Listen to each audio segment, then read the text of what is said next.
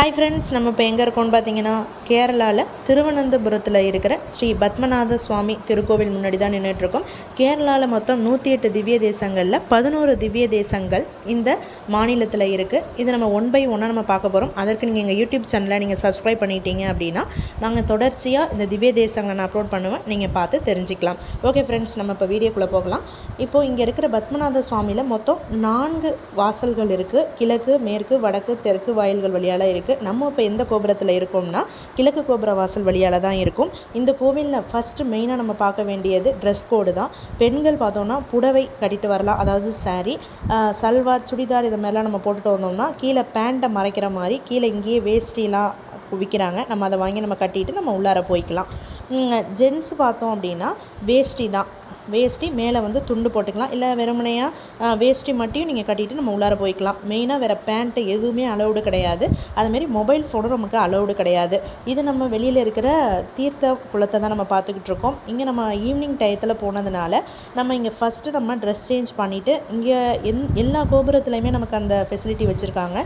நம்ம ட்ரெஸ் வைக்கிறதுக்கு அதே மாதிரி திங்ஸ்லாம் நம்ம வச்சுட்டு போகிறதுக்கு தனித்தனியாக இருக்குது. ஒரு மொபைல் ஃபோனுக்கு பார்த்திங்க அப்படின்னா 10 ரூபா நமக்கு சார்ஜ் பண்ணுறாங்க.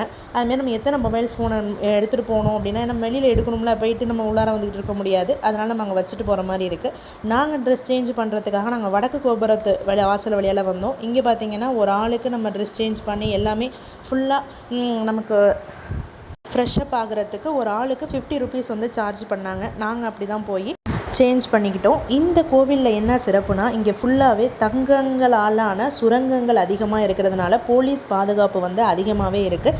அது மட்டும் இல்லாமல் மூலவரே வந்து ஃபுல்லாகவே தங்க சிலையால் தான் அமைச்சிருக்காங்க. அதை வந்து வெளிநாட்டு அரசர்கள் அதுமாரி படையெடுப்புகளில் அதை கொண்டுட்டு போகாமல் இருக்க காட்டு சர்க்கரை யோகத்தால் கூடிய அந்த தங்க சிலையை ஃபுல்லாகவே அதை மறைச்சி சிலையான ரூபத்தில் மற்றவங்க கண்ணுக்கு தெரியாத மாதிரி வந்து அமைச்சிருக்கிறது இந்த கோவிலோட ரொம்பவே சிறப்பாக இருக்குது. நாங்கள் இப்போ இந்த வழியால் தான் நம்ம போகிறோம். எந்த சைடில் வழியெல்லாம் போனாலும் நமக்கு மொபைல் ஃபோன் வைக்கிறதுக்கான லாக்கர் தனித்தனியாகவே இருக்குது. கேரளா குட்டியாக வந்து தீராவும் நானும் மாறிட்டோம். அதுக்கப்புறம் எங்கள் ஃபேமிலி எல்லோரும் சேர்ந்து இப்போ போயிட்டுருக்கோம் கோயில் உள்ளார. இந்த வழியால் நம்ம போகும்போது இங்கே பார்க்கிங் எல்லாத்துக்குமான தனித்தனி ஃபெசிலிட்டிஸ், அதுமாரி வந்து கோயில் அவ்வளோ நீட்டாக இருக்குது. ஒரு குப்பையை கூட நம்மளால் பார்க்க முடியல. குடிதண்ணி எந்த நமக்கு ஃபெசிலிட்டி வேணுமோ எல்லாமே நம்மளால் அங்கே எடுத்துக்க முடியுது. இது நம்ம வடக்கு பக்கமாக இருக்கிற அதோட ஃபஸ்ட்டு நம்ம கிழக்கு கோபுரம் பார்த்தோம். இப்போ வடக்கு கோபுரத்து வழியால் நாங்கள் போக போகிறோம். ஏன்னா அந்த கோபுரத்தில் நமக்கு அதிகமான கூட்டம் இருந்ததுனால நம்ம எந்த கோபுரத்து வழியாலும் நம்ம போய்க்கலாம். இப்போ அதில் தான் தீராக்குட்டி வந்து அழகாக நின்றுட்டு இருக்கா.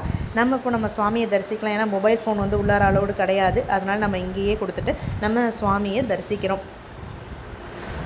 நெக்ஸ்ட்டு நாங்கள் இப்போ சாமியை தரிசித்து நம்ம வெளியில் வரோம். இங்கே தீர்த்த குளம் வந்து பார்த்திங்கன்னா அவ்வளோ மீன்கள் வந்து அதிகமாக இருக்குது. ஈவினிங் டைம்ங்கிறதுனால கரெக்டாக சூரியன் வந்து மறைகிறாரு. அதே கோபுரத்தோட வெளிச்சத்தோடு அதை நம்ம பார்க்கும்போது வந்து ஒவ்வொரு மீன்களும் வந்து அவ்வளோ பெருசாக வந்து அவ்வளோ அழகாக இருக்குது. நம்ம இதில் ஃபுட்டு ஏதாவது வச்சிருந்தோம் அப்படின்னா தூரமாக தான் இருக்குது, ஆனால் நம்ம தூக்கி போட்டலாம் அப்படிங்கிற மாதிரி அதை சாப்பிட்றதுக்கு அவ்வளோ படியிலேயே வந்து அவ்வளோ அழகாக நிற்கிதுங்க.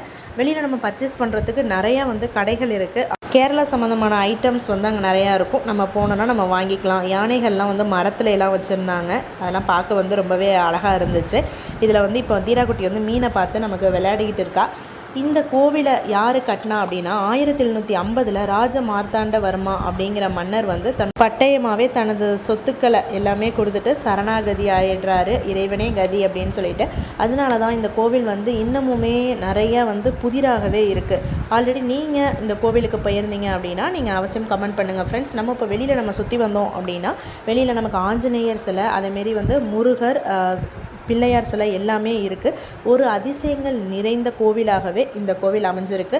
நாங்கள் இந்த கோவிலை பார்த்து தரிசிச்சுட்டு வந்துட்டோம் ஃப்ரெண்ட்ஸ். ஓகே, இதுக்கு மேலும் இதை போல் தொடர்ச்சியான வீடியோக்களை பார்க்க எங்கள் சேனலை சப்ஸ்கிரைப் பண்ணுங்கள் ஃப்ரெண்ட்ஸ்.